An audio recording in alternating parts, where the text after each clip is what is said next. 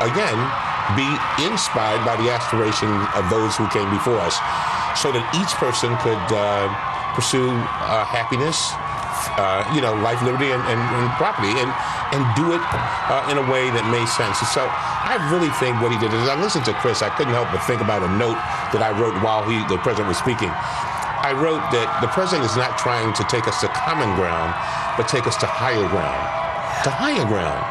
That's what this was all about. And that's, by the way, I think that's what a leader must do. He must help people, number one, have a vision of where they can be, what they can do, but then he must show them that they have the power to do it. But he wasn't just aspirational, because he also critiqued some of the negative things, and we can see the president now with the First Lady outside the motorcade waving, and those magnificent maroon gloves, and the president, as ever, in a dark suit, dark coat with a nice blue tie. But the president also offered some rebukes. He said, for example, name-calling is not a reasoned debate. Right. He said, I've taken an oath to God and country, not to party and faction. Yeah. And so I was thinking, these were rebukes, frankly, to the House Republicans. Yeah. In no small degree. Oh, I can tell you there were some Republicans sitting right behind me, and I could hear them moan when he said the thing about, certain words not being political argument. Yeah, I think he was. I think he was sending a clear message. But again, I think he was trying to say, guys, let's stop playing games. Let's not, just be using these words that are not getting us anywhere. We've got people who need us to be cooperating, to working together, and let's do those things that are going to make our country stronger. I was very pleased to hear him say that we should not be making a choice between those who built America and those who are going to build America. I mean, that was very, in other words, those who are on Medicare and those and our children. In other words, we should be lifting both of those groups up. We're just going to go to our correspondent, Al Roker, who I believe is... All right. There he is. Okay. Okay. Great. Are you doing? That was Al Roker, who just said hello to the president, as I understand it. Let's go back to Chris Matthews again. Chris. Yes, well, I think an earlier point, Mr. Cummings mentioned it. I think that the president reached out not just to our foreign enemies, but also to his other side politically in this country.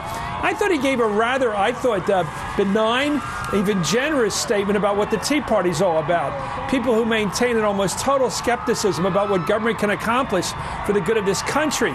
He talked about all the good things government does, whether it's education or it's a safety net or it's regulation when it has to be done in terms of the big business. He launched all those good reasons, and then he said, of course, there are people who retain a reasonable skepticism about the role of government in this country. That debate's going to continue. I thought that was an amazing effort. He's not going to win any support from the Tea Party on this. He might win, however, the congressman may know better. He might be able to make some of the people who represent the suburbs, who are not so far right, realize that this guy is not their enemy. He is somewhat to their left. But he's probably as reasonable as anybody to their right in terms of politics these days. I think well, Chris, it's interesting you said... The battle today is between people who want government to function, want the debate to continue, and people want to take their ball and go home and end government, shut it down, use the filibuster, use government shutdown, use the debt ceiling, use sequestration. Any monkey wrench they can throw into the machinery, they will throw into the machinery.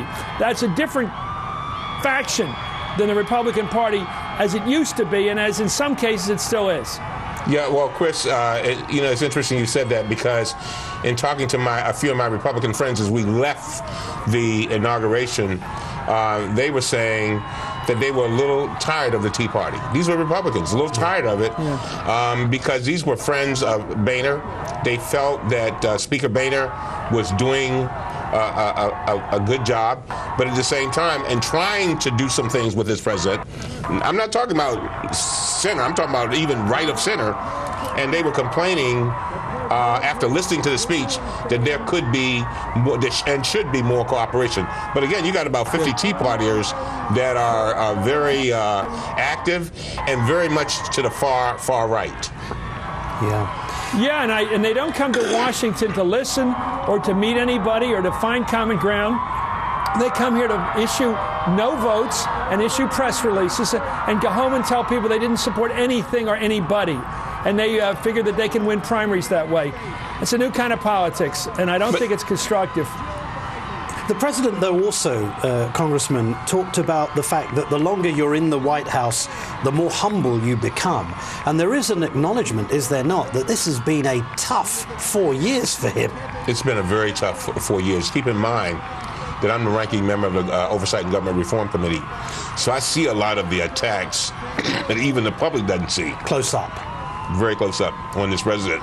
And it's rough. It's rough. Yeah. The President and the First Lady have just passed, actually, the viewing area where the parade will pass. They're still continuing to walk and enjoying the scene and pointing at various other people. But one of the things he did do, too, Martin, again, I think that the president is trying to change the conversation. We've been acting on the turf of the far right. And even when there is compromise, the compromise is on the far right. Yeah. You understand what I'm saying? I do. And so I think the president is trying to pull the conversation more to the center and begin to say, wait a minute, these people who are getting Social Security are getting $15,000, $16,000 a year. Yeah. You know, you got some millionaire telling them that they can reduce that 16,000. You try living it. I think he's shifting that conversation, and I think he's shifting it. I don't think it's as subtle as a lot of people think, and I think he's been buoyed by all that happened in this last election. And I also think that I think the left is playing a significant role in that. Of course. He also pointedly referred to the fact that we are not takers in his speech. Now, that was as clear a reference to the great Paul Ryan as anyone could be. Ayn Rand's philosophy, divide the people between takers and makers, and the president was basically saying, we are not takers as a nation. That's right. As a matter of fact, he said, by helping those who are down and out or in the lower income, we actually strengthen our society. And he's right. And I got to tell you, Martin, as I sat there as a son of two former sharecroppers, who plowed the land where their foreparents had been slaves, and now to sit in the Congress of the United States of America, I could relate to that. And I hope, and I think what the president is saying is that and he even mentioned the little girl who might be going through some difficulty, may not have much money. Growing up in deep poverty. That's right, but to know that she has a chance to be somebody. I could really relate to it. As a matter of fact, it gave me chills, man. I don't usually get chills. There you go, Chris. Did you get any chills, Chris?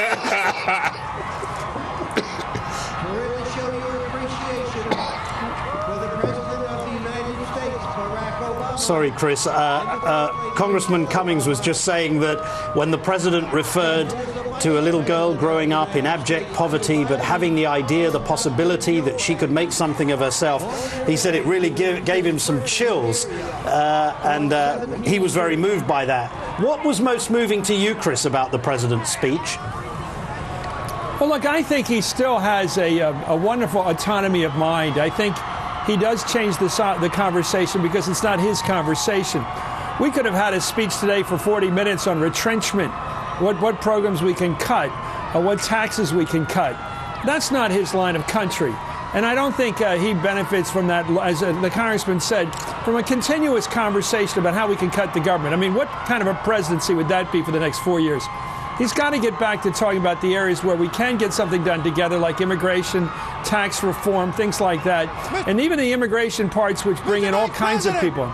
So I think you got opportunities for him to bring up topics that are winners for him, to be blunt about it. But he also has, I think, a deep-seated opposition to war, which I think is so refreshing from the previous administration, the one that he succeeded. And I think that's the important. Vice President is just shaking hands with Al Roker of the Today Show. Right.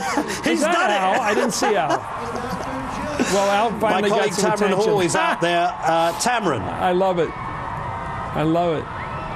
I love it. Well, maybe he could have got us a really good get right there, the Vice President of the Rachel, United we're not States. very far from, we're just in past the White House, and they were still out of the vehicle. And I have to tell you, Rachel, at one point we witnessed the First Lady with a bounce, literal bounce in her step. They are soaking this in and really enjoying this. Just for factoid, Dwight Eisenhower had the longest inaugural parade, 4.5 hours. This obviously much shorter, but given the beautiful weather today and the energy and really the enjoyment that you're seeing from the First Family, people could stay out here all night, several hours more. But we watched as they passed the review stand, the President and the First Lady looking at each other, enjoying this moment, knowing the struggle they had to get here and what they still face when we all wake up tomorrow and we're not reveling in this moment or relishing the moment that we're experiencing here. But the bottom line is